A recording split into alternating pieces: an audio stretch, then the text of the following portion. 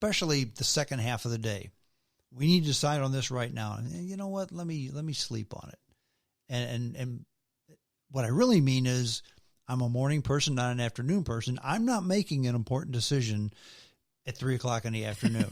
I'm going to go home. I'm going to relax. I'm going to have my evening. I'm going to have a good night's sleep. I'm going to come back in the morning, and then I have a much better chance of making the right decision. Quite often, I'll dream about that or I'll think about that. And so can you actually run things through your mind and solve problems? Yeah, definitely. Via dreams? Yeah, I mean, you can. I find that I think I do. Right. Because the next day, the decisions are easier. Right. And that's the thing is so much of our brain anyways is equipped to be able to handle and process what on earth happened throughout the day. Mm-hmm. Some of it is going to be that gibberishy dream where it just kind of throws it all out there. Other times when, again, we use intention, we can sit there and say, all right, I have this tough choice and decision. Help me to have the clarity and the insight to help me to pick and have the right choice and decision for myself. Again, when we put that intention out there, that's where we also allow the possibility of what can come through to help us with that. When we're in our sleeping state or, as we've let that energy calm down, what I call the bulldog of the mind, which is that consciousness, and usually it's very much connected to our ego, is usually starting to calm down. And when we're sleeping, it's really almost dormant. It's just kind of really quiet. That's where our soul and our superconscious side starts to step out more and sit there and say, okay, let's help, solve this problem. Let's help navigate through this. And then that part gets kind of, overcrowded or overshadowed when the ego kicks back in again, when we go into our waking state. So your subconscious while you're sleeping can help you to solve problems.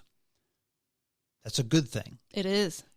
What isn't a good thing is waking up from a dream. Okay, I now know the lottery numbers, so I'm going to go ahead and put $10,000 on these numbers and the Powerball of 12 because I saw that in a dream. Right. Maybe not a good idea. Exactly. And that's where discernment is so important. You still have to listen to your intuition. The more that you flex that intuitive side, that muscle, as I call it, again, maybe it atrophied a while ago. Doesn't mean it's always dead. So with it, the more you tap into it and you can listen to that compass, then you'll have a little bit more of the, okay, I know what direction I need to go in, but also timing is going to be key. Just because I know what direction I want to move in doesn't mean that it's the best time right now. Sure. So really being able to feel, is the energy flowing or am I feeling a resistance? And if there's a resistance, and I'm not going to force it, that's me trying to control and overtake everything. It's going to be like, I'm going to wait for the energy to flow again. But I already know what my next step is going to be when that time comes in. I've always heard the knock on, for lack of a better word, I'll lump you all into one thing, psychics. Okay. Uh-huh. Well, if this person is such a psychic, why don't they just predict the stock market, buy the right stock, and retire a multi-billionaire? I know, right? Because it doesn't work that way either. It doesn't. Well, and that's the thing is, I think you had mentioned or asked this before, like what is a role and really what are psychic abilities all about? Sure. For me, it's about being in service. When we're sitting there thinking about, okay, it's all about monetary gain, or it's about, what I can win or whatever it may be that helps to fill a void or allows somebody to get fame or whatever, then I think we've really lost sight of what the intention and what can be done when it comes to those abilities. Winning the lottery, yeah, that can be nice. But it's not really what it's used for. That's, to me, not really what the purpose of it is. So when we try to almost use it in a way that it wasn't initially intended, it usually backfires. not unlike prayer. Exactly. If you go to church and pray for $1 million, it's probably not going to happen. Mm-hmm. But if you go to church and pray for a better life and to help you handle any adversity that may come your way, there's a good chance that's going to happen. Yep. Kind of the same thing? Exactly. And it does take work. I mean, that's where, to me, and I'm not going to get religiously, but with it, that's, to me, what faith is really about. When you're tapping into your intuitive psychic side, you're tapping into the higher power of who you are. Mm-hmm. To me, that's almost like the divine spark or whatever it is when it comes to a higher power above us, that we are a part of it. So when we can tap into that, It's going to be more about, I want to have my eyes open and my awareness open to recognize when the opportunity presents itself, and give me the courage and the bravery to take the step into it, despite any anxiety or nervousness. That to me is what it's all about, because that is what also shows, are you stepping into that energy of faith or whatever it is? Not always an organized religion faith. It's more so, do I have the faith in myself and what is really possible? So it's not always going to be a very quick response or, hey, we'll just do everything for you. Right. Because you're not going to learn. You're not going to be able to grow and really be able to provide back in that way. That's my opinion. Okay. And you've been doing this off and on since you were 5 years old, so you have a little bit of a background at this. You know, it's funny because a friend of mine, she found an old notebook that we used to pass through when we would be in the high school halls. And, you know, she's really a trooper of a friend, and she knows who she is if she listens to this. And it was so funny looking through that, because there was so many experiences and things that we wrote about in that book that were me doing an impromptu reading, or like, hey, you know, you did this in the dream, you know, get your crap together, you know, and then she'd be like, dang it, you know, kind of type of a thing. Well, then is there really much difference in a person with a gift like you? And can you almost, is it a stretch to say that many of us have that one friend who, you know what, I can go talk to so-and-so, because every time I talk to so-and-so, they put things in perspective and I feel better about it. I have a better plan as to how to tackle something. Maybe you just think they're smarter. Maybe they understand things more. Is that part of what that's all about? It is. I think it's all enmeshed. I think a lot of people have wonderful natural abilities, but they expect it to be like the movies, where you do see dead people walking around everywhere, or a neon sign where it's like, this is a psychic message. That's not usually how it works. Yeah. It comes through in a very subtle manner. It comes through as just a knowing without knowing how on earth you know it. Sometimes being able to provide that guidance, or, you know, reaching out and calling somebody where you're like, it pops into your mind, or you might even see an image of them crying in your mind's eye. And it's like, you know, I need to reach out to this person. Then lo and behold, they're going through a tough period. So it's a matter of really listening to it. And like we talked about before, flexing that muscle a little bit more to recognize, hey, I do have muscles. And like anything else, if you don't use it, you could lose it. Yeah. And the more you use it, the more it builds and the stronger it gets. It does. What is your opinion, and they're very popular nowadays, of the reality TV shows with the group of people, they go into the house and they look for the ghost. And right before they see the ghost, of course, they break to a commercial. Oh, right. What's your opinion of those shows? Oh, there's different approaches that can be taken. I've seen a very respectful approach, you know, when it comes to, okay, there's an energy, a spirit here, and how can we help the people in the home? There's others that are definitely for TV ratings. Yeah. With it, I don't tend to care for the shows that tend to exploit, whether it's spirit energy or people who are terrified in their homes. That's not something that really aligns with the way I operate or my energy. I really enjoy the ones that do really seek out to help and focus on, well, who was this spirit? Who was this soul? Because they were human at one point. Sure. And how can we help them out? I think what's good about those types of shows is that it does help people to recognize there's so much more than what is right in front of us. And I think it helps to also create a bit of a community when people have had their paranormal experiences or events, to recognize that they're not insane, that some of these things really do happen. So I think it's just a fine balance as to what's in alignment with, you know, the viewer and the message that's really being conveyed out there. Stories such as the Amityville Horror, or houses that are possessed by demons, by spirits that are just awful. Do those exist as well? That's a tough one. I haven't ever been in one.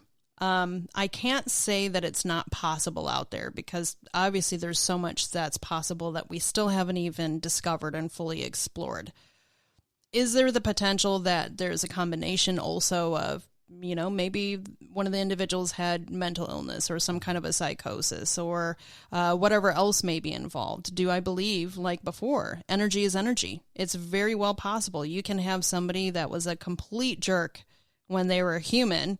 Now without a body, they are still a complete jerk. Sure. So they're going to make life miserable for those around them. Right. And oftentimes those types of energies love to bully and feed on fear, and they will exasperate situations. You'll get poltergeist situations. Do I think that's possible? Absolutely. I do also believe that there are times where spaces and locations, especially around crystal beds, can hold and house energy. So I think it's all possible. When it comes to what exactly happens in the situation with the Amityville or the Lizzie Borden house and things like that, I really don't know enough to be able to truly say. Well, the big house in the St. Louis area is the Lemp Mansion, where so many people took their lives in that house. Right. And they say that it's haunted.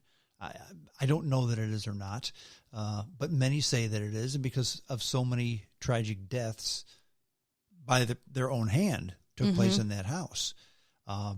Would that be a candidate for a haunted house? That's an excellent question. I've been in the Lemp home numerous times, and even when there really wasn't anybody there.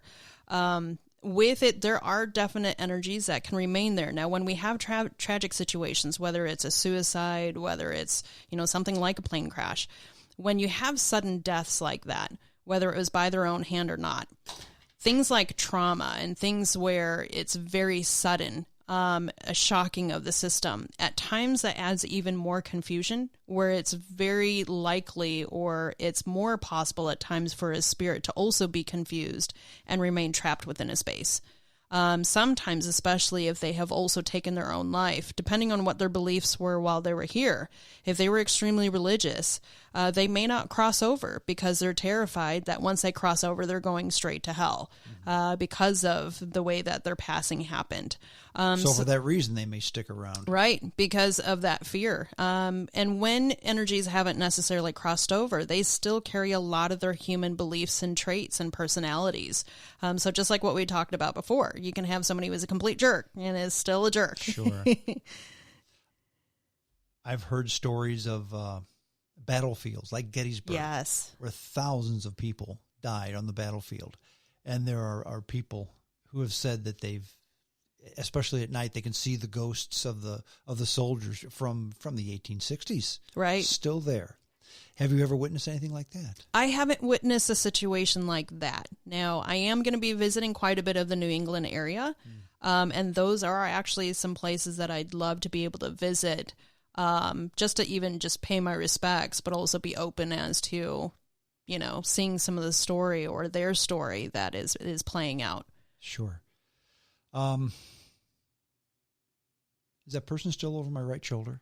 I'm not getting them right now, so I don't know if they stepped aside or what. Maybe I've bored them. And thought, well, this knothead finally brought somebody halfway interested into his dopey podcast, and maybe he just left. So maybe he'll come back. Let me know if he comes back. I'm curious. Yeah, I definitely will. If somebody wanted to contact you to have a reading, to interpret the dreams, how would they do that? I've actually had past clients, reach out to me even by text and explain that they had a crazy dream. Usually it's recurring dreams that they can't seem to process. And with it, recently I had one, and I walked her through the process as to how I tend to get the meaning and the insight from those dream experiences. So with it, it's a little grueling sometimes, because sometimes they're like, well, I just want to know what the answer is. Well, you're not going to learn anything if you don't do that, because it's going to be very specific to you. But with it, I have clients that reach out by email, by text. Sometimes if we're able to connect by phone, we'll do that. So it's not necessary to sit down face to face. I do have some people, right. I have some people that schedule a session specifically, like, I need your help processing that. Great, let's do it. Other times it's where they just reach out. And no, they don't have to be in front of me. We can still walk them through the process, just like my long distance clients. Distance is really of no concern. You can do it via the long line or sitting right next to them. Right. Amazing. Teresa Romana Powers, thank you very much for being a guest on the show again. I appreciate it. If someone needs to get a hold of you, what's the best way? Because I know there's people out there that are listening and say, wow, this lady can help me out. I'm really curious. How can they get a hold of you? I direct a lot of people to my website, which is simply STL for St. Louis, psychicpowers.com.